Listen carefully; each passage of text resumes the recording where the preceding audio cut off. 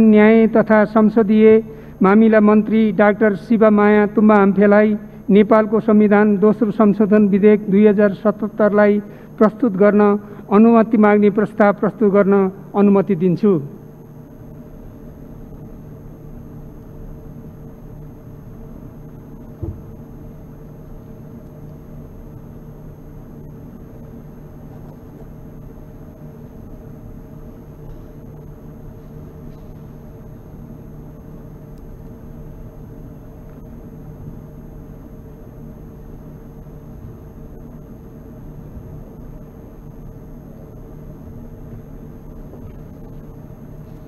सम्माननीय सभामुख महोदय, सभामुख महोदयको अनुमतिले नेपालको संविधान दोस्रो संशोधन विधेयक 2077लाई प्रस्तुत गर्न अनुमति माग्ने प्रस्ताव प्रस्तुत गर्दछु। धन्यवाद।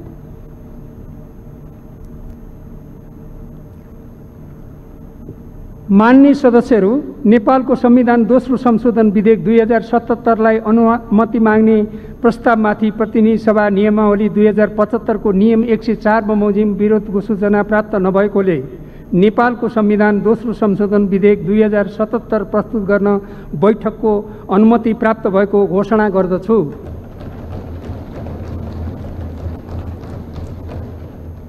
माननीय सदस्यहरू, अब माननीय कानुन न्याय तथा संसदीय मामिला मन्त्री डाक्टर शिवमाया तुम्बा आम्फेलाई नेपालको संविधान दोस्रो संशोधन विधेयक 2077 पेश गर्न अनुमति दिन्छु। सम्माननीय सभामुख महोदय, नेपालको संविधान धारा 9 को उपधारा 2 मा नेपालको निशान छाप अनुसूची 3 मा उल्लेख भए बमोजिम व्यवस्था भएको र नेपाल सरकारले हालै नेपालको अद्यावधिक राजनैतिक तथा प्रशासनिक नक्सा स्वीकृत गरी नेपालको वास्तविक सीमा अनुरूपको नक्सा प्रकाशन गरेको हुनाले नेपालको संविधानको अनुसूची 3 को निशान छापभित्र अंकित नेपालको नक्सालाई नेपालको वास्तविक सीमा अनुरूप मिलाउन आवश्यक भएकोले नेपालको संविधानको अनुसूची 3 मा संशोधन गर्ने प्रयोजनका लागि यो संशोधन विधेयक सदन समक्ष पेश गर्दछु। धन्यवाद।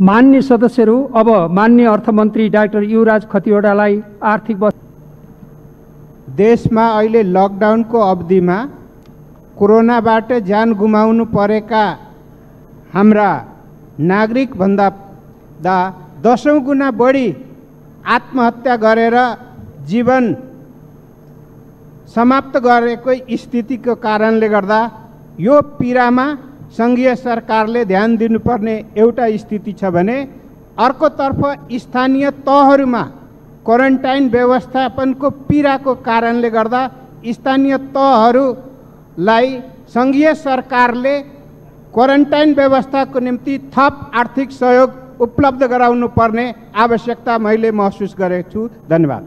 माननीय श्री बीना कुमारी श्रेष्ठ।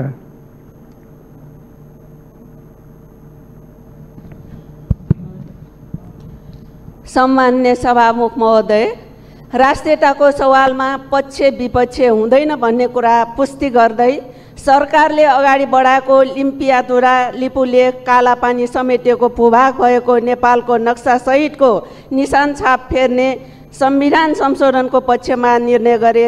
राष्ट्रियताको पक्षमा उभिने नेपाली कांग्रेसको हिजो 17 गतेको बैठक केन्द्रीय कमिटीको बैठक को निर्णयलाई सभामुख मार्फत म हार्दिक धन्यवाद दिन चाहन्छु। राष्ट्रियताको सवालमा संसदमा भएका सम्पूर्ण दलहरू एक भई अगाडि बढ्नेछ भन्ने विश्वास पनि लिएको छु। अर्को सभामुख महोदय, रुकुम पश्चिम रूपन्देही लगायत नेपालका विभिन्न ठाउँमा घटेका दलित विरुद्धको मात्र नभई मानवता विरुद्धको अपराध हो। यो घटना दर्दनाक, हिंसात्मक र अमानवीय घटनाको जति निन्दा भर्सना गरे पनि पुग्दैन। माननीय श्री विरोध खतिवड़ा।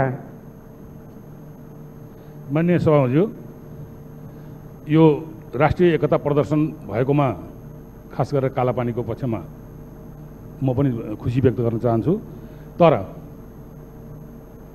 जुन सडक उद्घाटन भयो कालापानीको झन्डै 70-72 किलोमिटर, त्यो शिलान्यास होइन मान्य सभामुखज्यू, उद्घाटन भएको हो। शिलान्यासले निर्माण सुरु गराउँछ भने उद्घाटनले चालु गराउने सङ्केत गर्छ र मैले सुन्नमा आएसम्म त्यहाँ यातायात सञ्चालन गर्ने तयारी भइरहेको छ। यातायात चल्नुको अर्थ होटल, रेस्टुरेन्ट, रिसोर्ट, लजहरू खोल्न थाल्छन्। त्यसकारण म नेपाल सरकारको के कुरामा ध्यान आकर्षण गराउन चाहन्छु भन्दा अन्य कूटनैतिक वार्ता लगायतका कुराहरू हुँदै जान्छन्। तत्कालको लागि त्यहाँ कुनै पनि हालतमा भारतीय सरकारको रोड पर्मिट लिएर यातायात साधन चल्न हुँदैन। पहिलो स्टेपको रूपबाट त्यतापट्टि सरकारको ध्यान जाओस् भन्न चाहन्छु। धन्यवाद। माननीय श्री शशि श्रेष्ठ।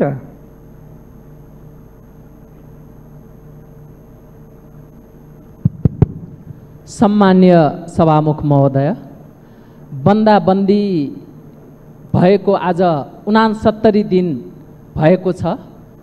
यसले गर्दाखेरि मुलुक का जनता नागरिकहरूले कष्टकर जीवन बिताउनु परिरहेको अवस्था छ र यस अवस्थामा कोभिड-19 को प्रभाव र जोखिमलाई विश्लेषण गरी सुरक्षित स्थानहरू पहिचान गर्दै त्यस क्षेत्रमा आवागमनमा कडाई गर्नुका साथै निर्धारित सुरक्षित क्षेत्रहरूमा स्थानीय रूपमा विश्वव्यापी मापदण्ड अनुसारको निश्चित दूरी कायम राख्दै आवत जावतलाई खुकुलो बनाई दैनिक जनजीवन सहज र व्यवस्थित गर्दै लैजानु पर्दछ।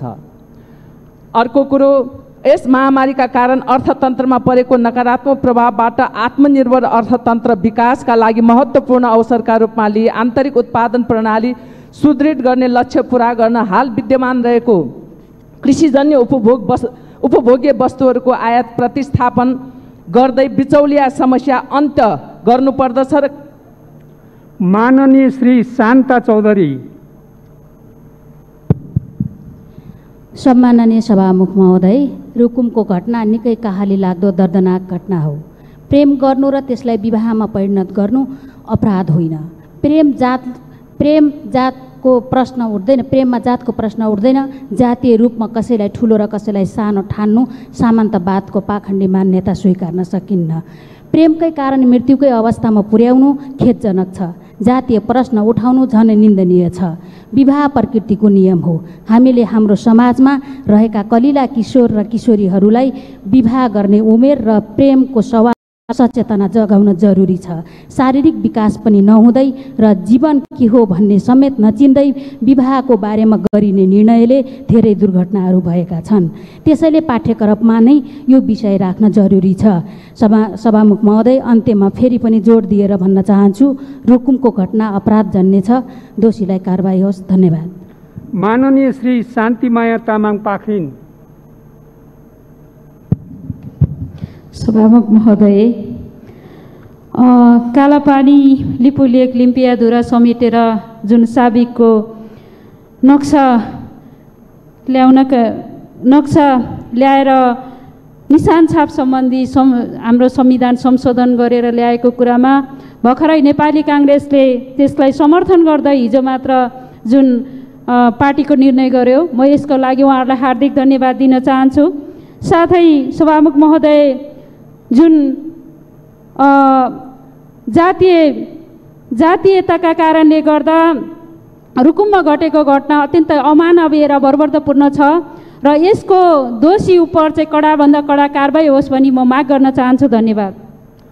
माननीय श्री सत्यनारायण शर्मा खनाल।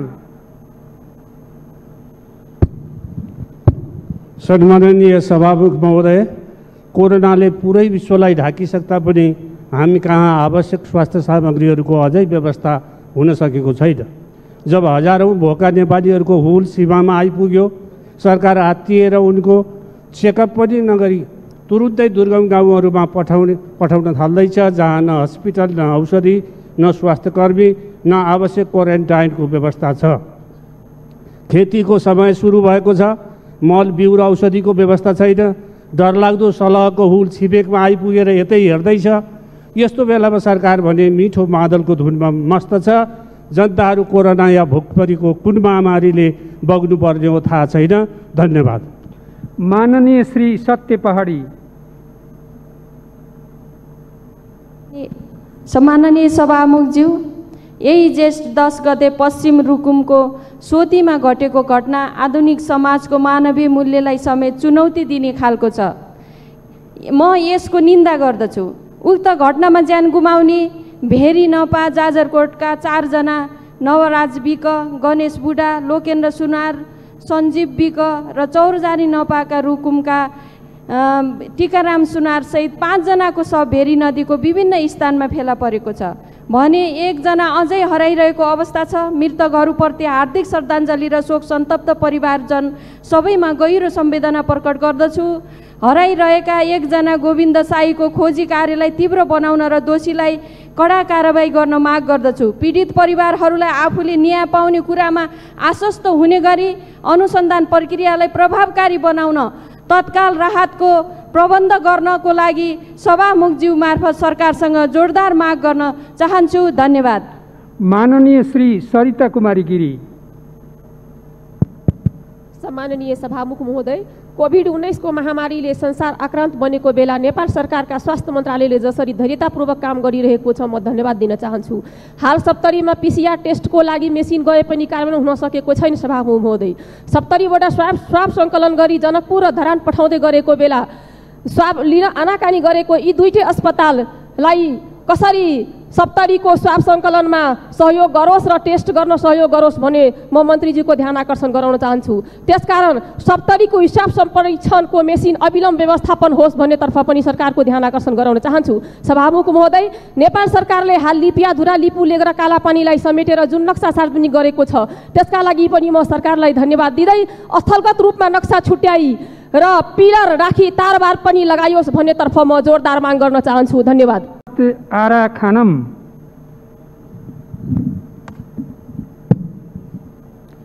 सम्मान्य सभामुख महोदय, कोरोना भाइरसबाट मृत्यु हुनेलाई हार्दिक श्रद्धाञ्जली व्यक्त गर्दछौँ। बाँकेको नारायणपुरमा 24 वर्षको भाइको सरकारको लापरवाहीले गर्दा मृत्यु भएकोले मृतकका अभिभावकहरूलाई क्षतिपूर्ति उपलब्ध गराउने माग गर्दछौँ। क्वारेन्टाइनबाट मान्छे भाग्छन् भने गरेका छन्, तर क्वारेन्टाइनको अवस्था र व्यवस्थाबारे किन भन्दैनन् सरकारले? सबै ठाउँको क्वारेन्टाइनको व्यवस्था WHO को अनुसार हुनुपर्छ। चीनबाट ठुला बडाका छोराछोरी छात्रलाई देशमा ल्याउने तर कमाउने गएका नेपालीहरूलाई आफ्नै मातृभूमिमा ल्याउने सरकारको काम होइन र? उनी नेपालीहरूलाई देश निकाला जस्तै व्यवहार गरेका छन्। धन्यवाद। जय नेपाल। माननीय श्री सुदन किराँती।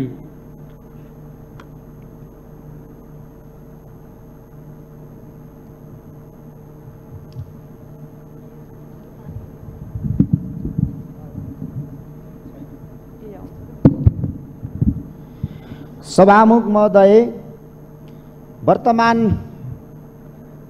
कोरोना भाइरसको यो घडीमा छिमेकी राष्ट्रबाट धेरैभन्दा धेरै नागरिकहरू विश्व स्वास्थ्य सङ्गठनको आधारभूत नियमलाई पनि पालना नगरी स्वदेश छिरिरहेको छ। जिल्ला जिल्लामा अहिले होल्डिङ क्षेत्र बनाएर धेरैभन्दा धेरै नागरिकहरूलाई राखिएको छ। PCR मेसिन, स्वैब टेस्ट परीक्षण गर्ने विधि नहुँदाखेरि आज झन्झन रोग सङ्क्रमण हुने खतरा पैदा भइराखेको छ। भोजपुर सङ्खुवा सभा तेह्रथुम धनकुटाको स्वैब टेस्ट धनकुटामा एउटा उपलब्ध गराओस् भन्ने कुरा म जोरदार माग गर्न चाहन्छु र अन्य पहाडी जिल्लामा पनि 2टा 3टा 4वटा जिल्लालाई केन्द्रित गरेर यो काम गरे राम्रो हुन्छ भन्ने मलाई लाग्दछ।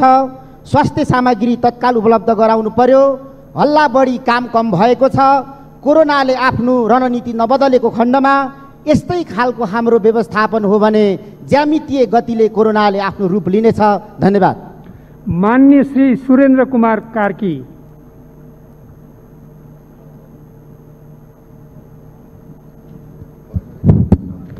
सभामुख महोदय, दैलेखको मान्छे, कञ्चनपुरको मान्छे मेचीनगरमा आइपुगेका छन्।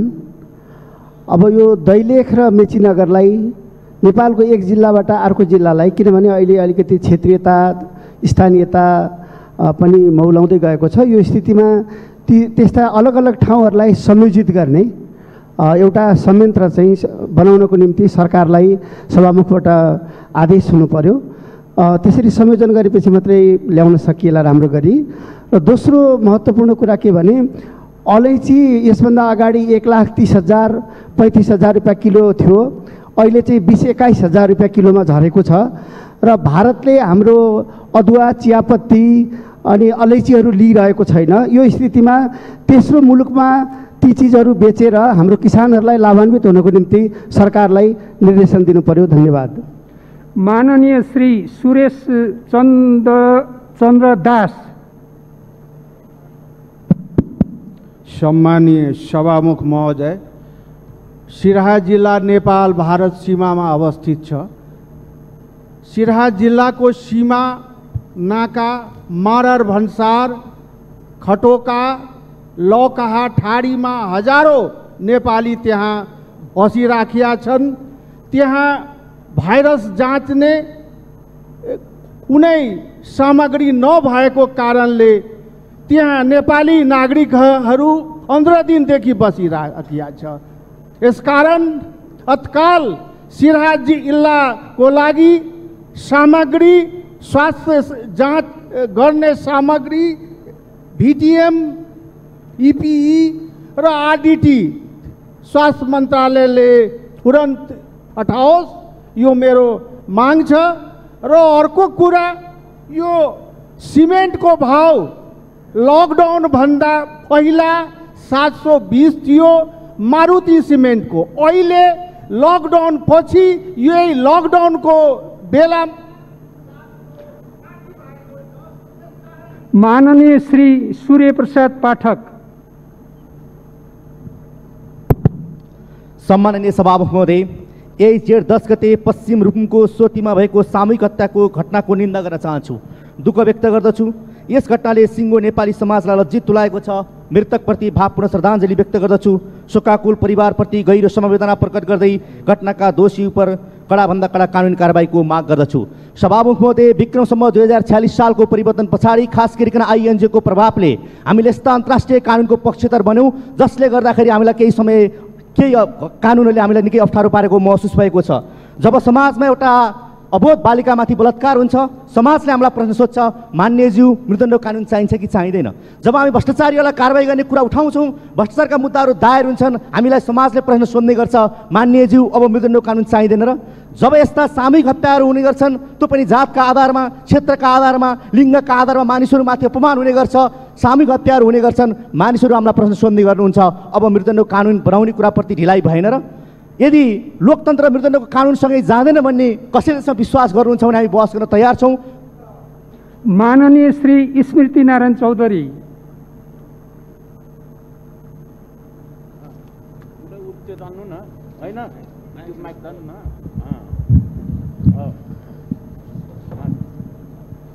सम्माननीय सभामुख महोदय,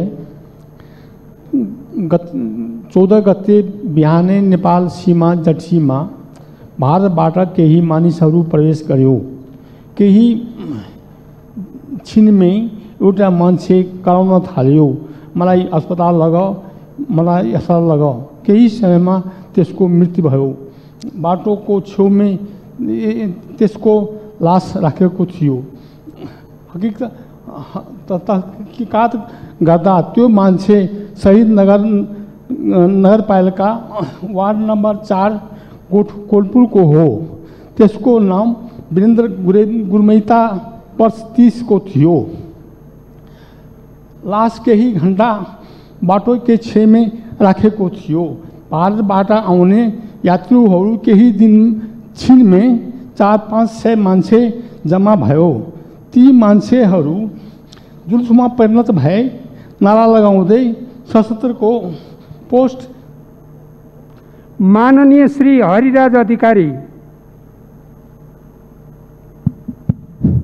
सम्मानीय सभामुखज्यू, राष्ट्रियताबारे पार्टी र सरकारले लिएको निर्णयप्रति गर्वका साथ सम्मान व्यक्त गर्न चाहन्छु। बाँकी काम तीव्रतामा अगाडि बढाइयोस्। देशको अधिकांश स्थानहरूमा वास्तविक किसानहरू मल अभावले छटपटाइरहेका छन्, छिटो व्यवस्था गरियोस्। गोर्खाको माथिल्लो क्षेत्रमा भोकमरी लाग्न थाल्यो, स्थानीय डिपोमा आवश्यक चामल उपलब्ध गराइयोस्।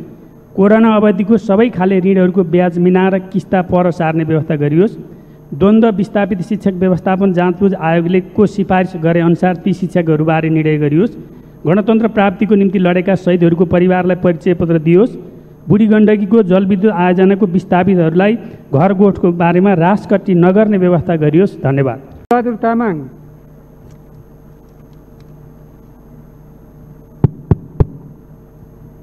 सम्माननीय सभामुख महोदय, यतिखेर कोरोना भाइरसबाट प्रताडित नागरिकहरू अर्काको भूमिमा लामो समयसम्म अपमान सहेर ढिलै भए पनि आफ्नो घर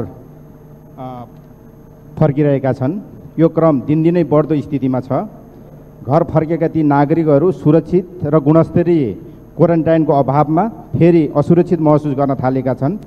सबै स्थानीय तहहरूमा स्वास्थ्यकर्मी सुरक्षाकर्मीहरूको कमी, बिजुली पानी र शौचालय सहितको भवनहरूको अभाव, जसको कारणले गर्दाखेरि स्थानीय तहहरूले तिनका व्यवस्थापन गर्न सक्ने स्थिति छैन। त्यसैले जिल्ला स्थित दैवी विपद व्यवस्थापन समिति मार्फत खर्च गर्ने गरी र जिल्ला स्तरमै क्वारेन्टाइनको व्यवस्थित काम हुने गरी सङ्घीय सरकार र प्रदेश सरकारको तर्फबाट बजेटको व्यवस्थापन गरियोस् भन्ने माग गर्न चाहन्छु। त्यसै गरी भारतका सीमा पार गरेर फर्केका नागरिकहरू अहिले पनि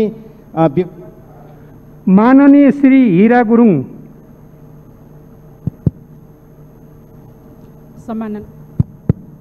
सम्माननीय सभामुख महोदय, रुकुम चौरझारी घटनाको निष्पक्ष छानबिन हुनु पर्यो। यस घटनालाई राजनीतिकरण गर्नु भएन। यो घटना वर्ण जातको आधारमा निर्माण भएको सामाजिक बन्धनले उत्पन्न गरेको प्रकृति विरोधी घटना हो। तर एकतर्फी रूपमा जातीय भेदभावले नहेरी दोषीलाई कानुनी कठघरामा ल्याउन यो सदन मार्फत म सरकारको ध्यान आकर्षण गराउन चाहन्छु। सभामुख महोदय, अझै पनि सरकारले भारतदेखि आएका नागरिकहरूको उपचारलाई गम्भीरतापूर्वक नलिएको ठाउँ ठाउँमा विचल्ने भएका अवस्थामा देखिएको छ। त्यसैले तत्काल उपचारको पद्धतिलाई प्रभावकारी बनाउन म यो सदन मार्फत सरकारको ध्यान आकर्षण गराउन चाहन्छु। धन्यवाद। माननीय श्री विद्या भट्टराई।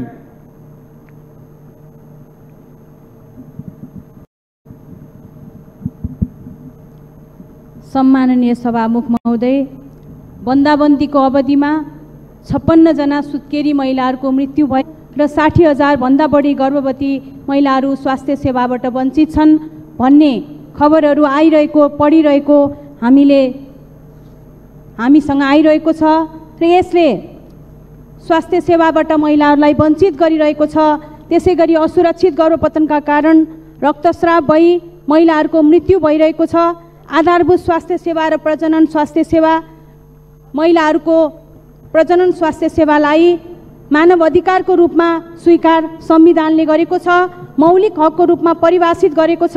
त्यसकारण यसलाई गम्भीरतापूर्वक लिँदै असहज अवस्थामा पनि सेवा प्रदान गर्नका लागि सभामुखज्यू मार्फत सरकारको ध्यानाकर्षण गराउन चाहन्छु। धन्यवाद। माननीय श्री बिन्दा पाण्डे।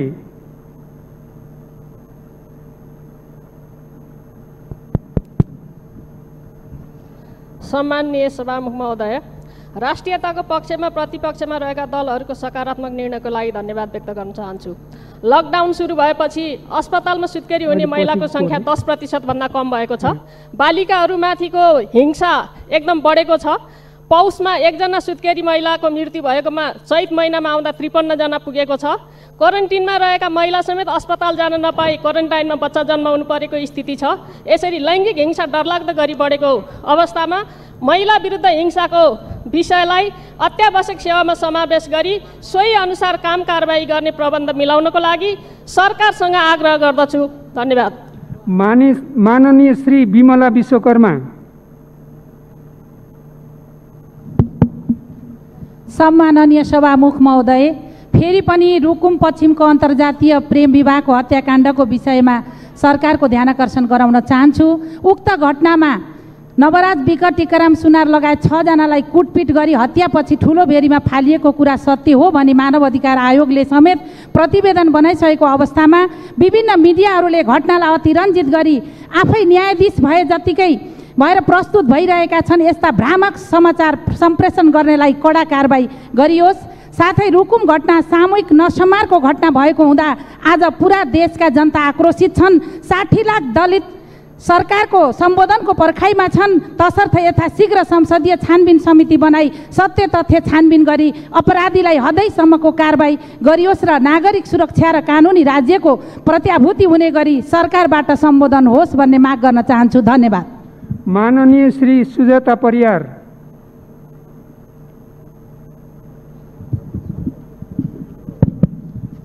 सम्माननीय सभामुख महोदय, रुकुम घटनाको विषयमा म केही कुराहरू राख्न चाहन्छु। नवराज विक र सुषमा मल्ल बीच भएको लामो समयलाई उनीहरूले अन्तर्जातीय विवाहमा परिणत गर्न खोज्दाखेरि जो उनीहरूमाथि सङ्क्रमित हमला भएर नवराज विक लगायत 6 जनाको ज्यान गएको छ। उहाँहरूप्रति म हार्दिक श्रद्धाञ्जली व्यक्त गर्न चाहन्छु। केही व्यक्तिहरू घाइते छन्, उहाँहरूप्रति म स्वास्थ्य शीघ्र लाभको कामना गर्न चाहन्छु र यो घटनालाई अझै पनि ढाकछोप गर्ने प्रयत्नहरू भइरहेको कुरा सुन्नमा आएको छ। यो घटनाप्रति तत्काल छानबिनका निमित्त संसदीय समिति बनाइयोस् भनी म सरकारसँग माग गर्न चाहन्छु। अर्को कुरा, जुन मान्य सदस्यहरू, सुन्ने समयमा मान्य सदस्यहरूले बोल्ने क्रम यहीँ समाप्त हुन्छ। मान्य